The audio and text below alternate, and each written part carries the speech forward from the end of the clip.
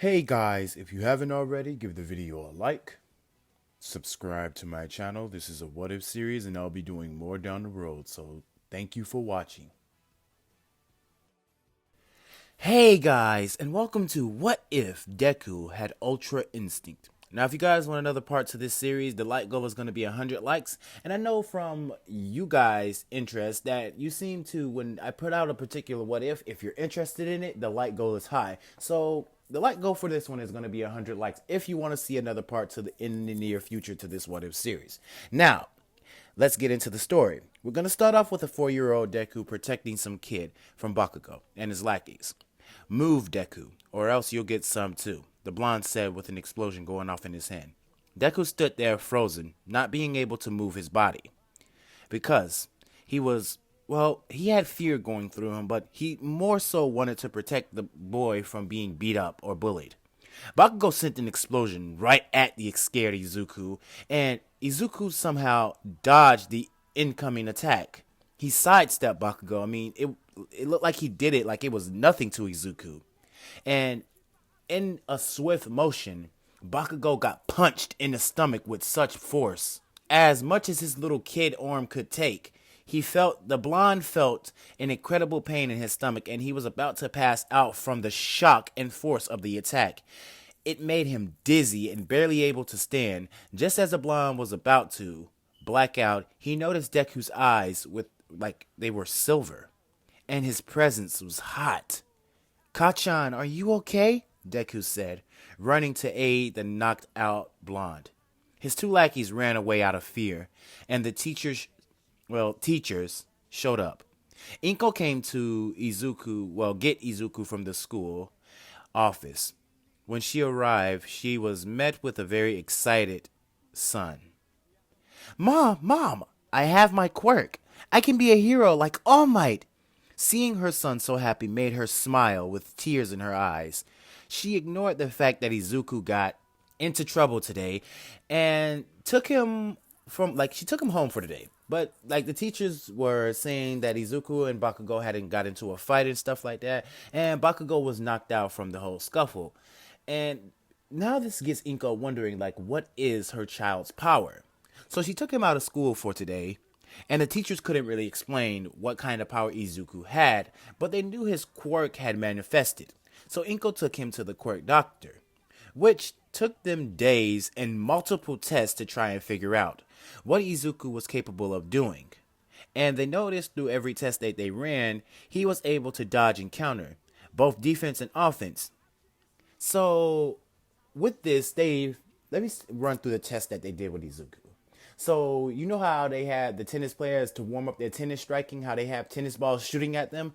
Okay, so the doctors had hyper-powered tennis ball shooters and they were shooting them at Deku very fast, and Deku was seemingly dodging each and every one of them very easily. Deku's presence was hot to the doctors. It was like he was emitting some kind of aura every time he did it. This bluish, clear water type aura would radiate all over Deku's body when he gets excited or when he's dodging. And he would dodge very, very effectively. And then they also did some, that was mostly defense. They were trying to see the defense factor of his power. And it was seeming to be dodging any upcoming threat. And one of the scientists at the facility that Deku was at, let's just dub this facility a scientific institution for research. So this facility that Deku was at, they were doing some intense studies about his quirk and doing scans, running over his body, trying to figure out what to call this kind of quirk or what kind of power that Izuku is displaying. So the doctors and the head scientists would come to the conclusion that Deku's quirk has something to do with the mind separating from the body. Basically, human beings can move and act on their own conscience. If the mind says punch or do a right hook or do a jab or do a combination between all three of those, the mind can only, the arm and the body can only move so fast as the mind's portraying it to be. Now, if you were to separate these two individual singularities, dub not thinking of your attacks, basically allowing the body to move on its own free will, then you would become much faster. possibly even fast enough to catch a fly. And one of the doctors said, "So, what's this got to do with Izuku's case?" Well, through all the tests that we've ran, sir, we come to figure out that Izuku's body, his overall performance, is something that of instinct. I came with a particular name that it's more interesting to the fact, and it kind of fits him in general.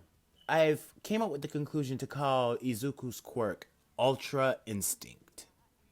And they would clap because it was a very interesting name, and through all their work they finally came up with the conclusion of Izuku's power. And it's very interesting to the journey that they've been on. Now Izuku has been training. He's been training very, very, very, very hard. And we're going to do a little time skip to the point where, because when they had this meeting, this was around the time skip of when Izuku was 10 years old. Now, this is a 10-year-old Izuku. I mean, he still has his same personality, same kind of hero-like personality, but it's just more so with him training his power. Now, Izuku, as training his power, he only had ever done this once.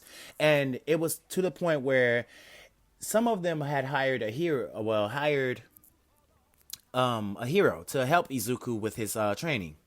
And I'm not gonna state who the hero is. I'm pretty sure it's just something just off random. But the hero was designed to just basically push Izuku to see if there's something else, further beyond his power, something else that he has with his quirk. And for a brief moment, while Izuku was fatigued and his power was getting the best of him, he had showed something or displayed something that was very extraordinary to the scientists that were at this facility, scientific research and studies, whatever I called it. And Izuku hair turned from a brief black that it was, green if you want to call it, but it was turned from like a greenish, because it had these greenish white highlights to it, but it didn't transform from this greenish white highlight like hue to this silverish white hue. Like his hair and eyebrows changed colors, and the doctors didn't know what it was because they felt the immense power emit from Izuku. And all of a sudden, Izuku passed out with these black shocks going everywhere, and you would hear Izuku screaming out in pain. Now they would take him to the nurse office, and Izuku would wonder what that was. Why did his power just combust like that? And one of the doctors would say, "Well, I would only assume that you are not used to your power, and that was mostly like your quirk was awakening. I would assume that you have another power to this whole quirk that you got. You have an ultimate power. I guess this first form that you're in right now is just a surface. It's just the ice cream, the cherry on top of the ice cream. Put it that way. Ever since your quirk has manifested, you have been in a state where your body just reacts on its own. It's like you have an incoming. Sorry about that brief pause, but it's like you have an incoming homing system. Like your body just reacts on its own, and they've been telling Izuku about this forever and ever. But he understands it. He understands it, but it's like he doesn't understand it. But he's gotten very, very used to how his quirk works. But the doctors are telling him that it's a power beyond his quirk, and he wants to train to find that. So we're gonna do a little more time skip, and this time skip is gonna be at the point where Izuku's 15. Now Izuku has mastered his quirk power. He's mastered every element of his quirk, the offense and defense power of his quirk, and he's been training for years upon years with this kind of power. So this is around the time where they're in middle school. Now, the researchers haven't necessarily seen that whole transformation thing like that again. They haven't seen Izuku's white hair transformation, silver hair transformation yet. They haven't seen it again. I mean, they've been doing so many tests and training Izuku very effectively, very hard, but they just haven't seen any other signs of the white haired version. I guess Izuku would have to dive deeper into a state of instinct. Because right now, he still thinks about his attacks, I guess. But I believe if Zuku wants to awaken his quirk, he has to dive deeper, and I mean deeper, into instinct, to let everything go, to let his body fight for him. That is when his power will explode. So, On the day of middle school, the teacher comes to class and says that, what does everyone want to do? And he throws the paper in the sky. I hope I got that right. But he throws the papers all around the class and says, I know what you all want to do. You want to go to the hero track. And everyone in the class will start using their quirks. They will start using it frantically, yelling, screaming, being happy. And this is where Bakugo would sit up on his desk. Well, an explosion would go off and he would say, hey, teach, don't lock me in with these losers. They'll be lucky to become to like a sidekick to some D-lister or something. I'm going to be the number one hero. And most of the kids would boo Bakugo, just saying, yeah, yeah, boo, just saying all that. And this is what a teacher would say, huh, Izuku, you want to go to the hero track too, don't you? And this is where Bakugo would look back at Izuku with an angry scowl on his face. Now, we're going to do something. I'm going to tell you something like this. In the brief moments that Izuku was training with the whole scientific researchers about his body and what his quirk was capable of, since it was a quirk that no one has ever seen before, Bakugo and Deku has been at odds. Their rivalry has been established long before the whole end of the season 2 or whatever you want to call it. Well, like season 2 or season 3, I think. But their rivalry has far been established, and Bakugo and Deku have been going at it since, like, well, kindergarten. They've been going at it all their life, fighting each other, and Deku's been training, getting stronger, and Bakugo's been training, getting stronger. So these two have been fighting each other, but Bakugo has lost a lot. I mean, he's only ever won once, but by predicting Deku's movements in his form. But it's just like that Bakugo hasn't won ever since against Deku. He hasn't even came close to winning another battle against Deku. And right now, the score is just like a number. I can think of a number to say, but let's just say it's 26-1.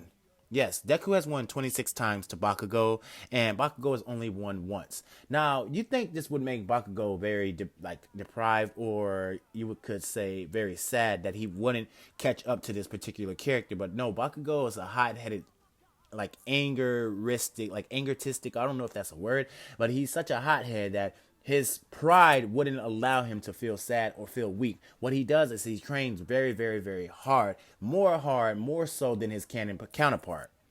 So as this continues on, Deku and Bakugo are getting ready to scuffle with each other. Deku looks at Bakugo and says, Kachan, you need to calm down. You're gonna cause a fuss. You're just gonna destroy the classroom like last time. And this is where, what did you say to me, you damn nerd? And the Bakugo would rush at Deku, and Deku would dodge him. And this is where their scuffle would commence. Now Bakugo would be sending off explosions at Deku, and Deku would be dodging them, and he would sweep Bakugo's legs, and Bakugo would fall on his back. And this is where Bakugo would thrust himself forward with his explosions, kicking Deku off of him, and Deku would get into a Muay Thai stance. And he would send a kick at Bakugo, a fast kick at that, with Bakugo being barely able to dodge it. And Deku would say, Bakugo, you need to stop this right now. We're going to destroy the classroom like last time. I don't have no more time for community service. And Bakugo would just be yelling at Deku, you think you're so hot with that dodging quirk? And he would rush at Deku again. Now the teachers would tell Bakugo and Deku to go to the office and stop. And the both of them would go to the office. And this is where the principal would say, you two have community service again. Now, get out of my office. And Deku would basically say, I told you, Kachan, you don't ever learn, do you? What's it with you? And Kachan would just look away saying, I don't care. Now, the both of them would continue to walk, and Kachan would ask Deku, Bakugo, he would ask Deku when did his quirk manifested? I mean, he's seen it when they were little, but what can it all do? I mean, I know you have that dodging part, but it's like, can you do anything other than dodge? Well, you've seen the offensive part. You've seen how my attacks hit. You've seen the force behind them. I have both offense and defense with my quirk. And it's come right in handy. It's like I have eyes in the back of my head. I can see an attack before it comes. Or I can perceive attacks, while my body can perceive attacks before they hit my body. And I've also become very durable in this state. Well, technically not state. I become very durable, I can say. Now, Bakugo and Deku would have some kind of odd best friend type friendship, like that rivalry with Vegeta and Goku, but You guys know how Deku and Bakugo's friendship is. Even as weird as it may seem in the anime, it's kind of sort of a friendship, I guess. But with that, Deku and Bakugo part ways, and Deku's on his way home. And so Deku was about to get attacked by the sludge villain, and this sludge just came out and shoot at Deku, saying, "Hey kid, I'm gonna take your body." Now, Deku's Ultra Instinct aura would like radiate all over his body, and he would dodge the sludge villain, and he would say, "Whoa, you almost got me there. Who the hell are you?" I guess quirks can be anything these days. This guy is literally made out of sludge. That is so cool. And from what I'm seeing, are you a hero or are you a villain? And the sludge villain would just look at Deku and say, "I just need your body to get away from that freak. Give me your body." And the sludge, he would shoot tendrils at Deku, with Deku just easily dodging them. And Deku would come to the conclusion saying, "Okay, you're a villain. I have to not destroy you, but I have to basically contain you." So Deku would have the aura radiate over his fist, and he would send out a punch that would be a huge shock wave that All Might would feel it from wherever he was at that brief point in time. Now All Might would speed up and get to the said destination, and he would see Izuku in a stance where he just delivered a punch to the sludge villain. Now the sludge would be all over the alleyway, or yes, the alleyway, or the tunnel that he was in. And this is where All Might would say, "Oh, young man, did you just do what I think you did?" And Deku would turn around and say, "All Might, you're the number one hero. Can you sign my notebook for me?" And All Might and Deku would get into a conversation, and this is where All Might would say, young man, how did you defeat him? How did you basically take the sludge villain down?" "Well, I have a quirk called Ultra Instinct. It basically gives me defense and offense.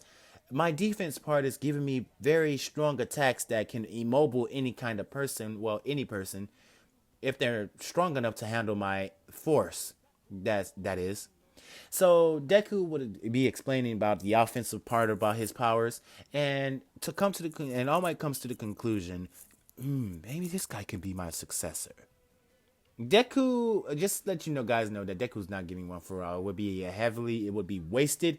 And I'm going to basically ask you guys, who should get one for all in this series? Who should have one for all? Should it be Bakugo or Mirio, or should it be Todoroki? That sounds like a good idea. Which one should it? You got those three options. I'm gonna put a poll after this video, and I want you guys to tell me. Well, not tell me. You're basically gonna vote on it, but those are your three options: Bakugo, Todoroki, or Mirio. Anyway, let's get back into the story.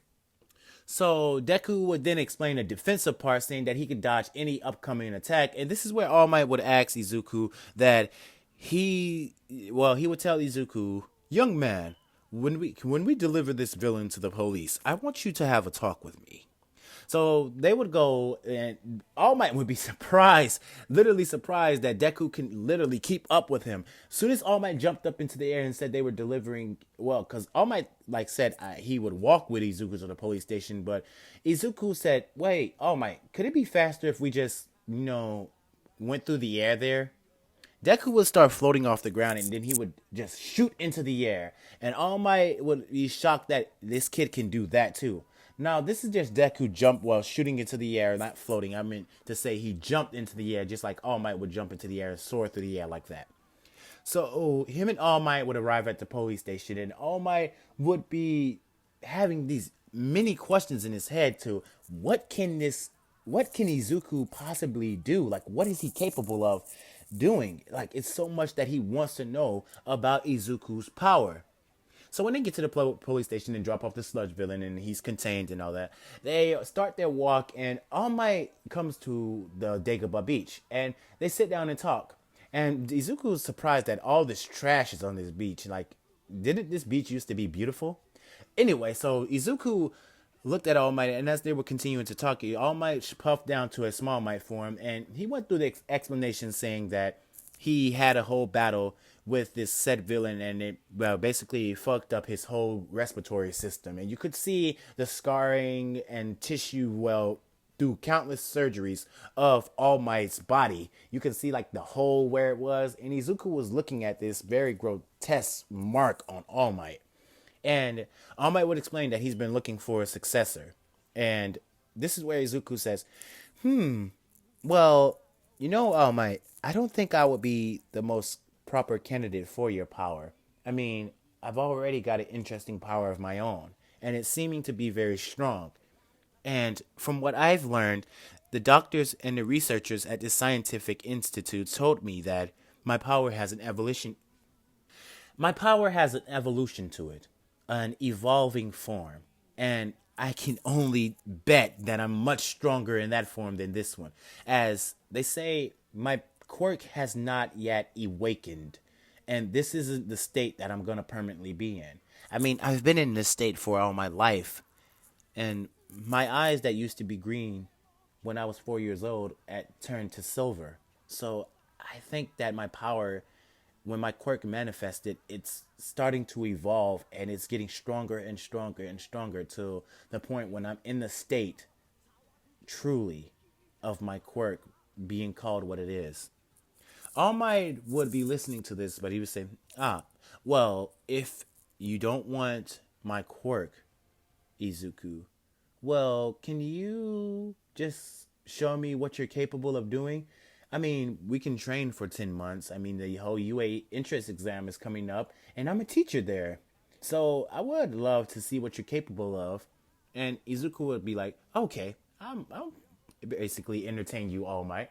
So him and Izuku would be training for 10 straight months and heavily training at that. Izuku would clear the beach, getting all the trash and debris out of his way. And All Might and him, well, All Might would be going 100% at Izuku. And Izuku would be dodging most of All Might's attacks, blows, and everything that was coming towards his way. Now, Izuku Ultra Instinct sign isn't set to be perfect because Ultra Instinct sign was set like he could still be hit. Put it that way. Ultra Instinct could still be hit in his sign version. Now, All Might and Izuku would be going toe for toe with each other, and Izuku would be getting blows, and All Might would be getting blows, and All Might would be feeling the force from these attacks, and he would understand that why some villains or some students who would think to fight Deku wouldn't stand a chance. I mean, they would be on the ground in less than seconds because the force from a punch like Izuku's implementing, I mean, every punch that All Might feels from Izuku is heavy and it hurts. But Izuku's feeling the heaviness from All Might's punches, and they're nothing to mess with. And it's a reason why he's the number one hero. Now, the 10 months training arc would come to an end, and Deku would be getting ready for the UA entrance exam. Now, Deku wouldn't have the usual blue tracksuit that he had on. It would be more of a black shirt and basically regular just black pants. Something, just black long pants and black a long sleeve shirt. And he would just still have his red shoes on. Now, Deku would be getting ready to walk with Bakugo catching up to him and saying, "You damn nerd, I'm going to get first place and you're just going to get last." Deku would just roll his eyes at this and look at Bakugo and say, whatever, Bakugo, we'll see. So the both of them would fist bump very awkwardly. And, well, not awkwardly, they would fist bump, having that brief indication with each other. And Deku wouldn't have his whole fall like he did in the anime because he has more confidence. I mean, he's still the same old Deku, but he has way, way more confidence than he did in the anime. So he wouldn't meet Ochaku like he did. So the whole entrance exam would start, and Deku would be basically at his desk listening to President Mike explain the whole battle. So he would explain the 0-pointer robots, the 1-pointer, 2-pointer, and 3-pointer robots. He would tell the students to stay away from the 0-pointer as it's irrelevant and it doesn't contain parts to the story. So we would continue on with Deku out in like the field stretching, and President Mike would just yell out to them to go, that there's no time limit in a real battle. So all the students would shoot off. I mean, they would shoot off with such speed, and they would be stacked, smash. Well, some of them would be trying to gather their own points, but Deku, everyone would be keeping their eyes on him. Some of the students would see Deku because when he moved from a spot, it's like they couldn't perceive his movements at all. Deku was standing in one spot, and all of a sudden they seen just a blue streak, and he was smashing through 5 or 10 robots in a blink of an eye. Even Tenya Ida looked at this and was amazed by the boy's speed and stated that he's even faster than him with his reciprocal burst. Reciprocal burst? Tell me, you guys, how do you pronounce that? Anyway, so as Deku smashing through each and every robot's gathering up points, and pulling, well, some of the kids out of the way from said attacks. Some of their quirks wasn't able to break robots, and Deku would often protect some of them and help them out with their set events, like just being like kind-hearted like he is. Now, during the climax of the entrance exam, this big giant zero-pointer robot would like erupt or emerge, and every student would be running away from it. Tenya Ida would tell Deku to get out of there, and Deku would be interested in following Tenya Ida, and as he was about to turn around, he heard a scream from a girl, and he looked back to see that her leg was stuck under a rock. So Deku rushed with all his speed over to the girl, the helpless girl, and like basically punched the rock, shattering it into a bunch of pieces. Now Ochaku would look at this and be very shocked by the immense like pressure, well, the strength behind Deku's fist as he punched it very casually and it shattered into a bunch of pieces. Now, Deku looked up at the zero-pointer robot and he charged all his power into his fist and thrusted himself forward, punching straight through the robot. And then he looked back at it and did some kind of key pressure. Yes, I'm going to implement that part. So Deku had some kind of, he thrusted his hand out and forced the robot through dozens of buildings, sending it to the sky, and it exploded. Now Deku floated right back down to the ground, and he picked Ochaku up and said, "Are you okay?" And she says, "Yeah, it's just my leg is broken." And this is where Deku would say, "Well, how did that happen? Don't you have a quirk that basically counters that?" And she says, "Counter? Well, do have a quirk that counters gravity, I guess. Like it's zero gravity." And Deku would be just looking at her straight face, and he would just push the like thought away. And Deku would just walk her to Recovery Girl. And this is where Deku would go home and to await to see if he got accepted to the UA high school. Anyway, you guys, that is the end of the video. Thank you for watching it all the way through. It means a lot to me. And like I said before we started, the like goal of the video is 100 likes. I do believe you guys can reach that like goal if you want to see another part to this series. Anyway, without any further ado, you guys have a good day, a good night, and plus ultra. Good night, guys.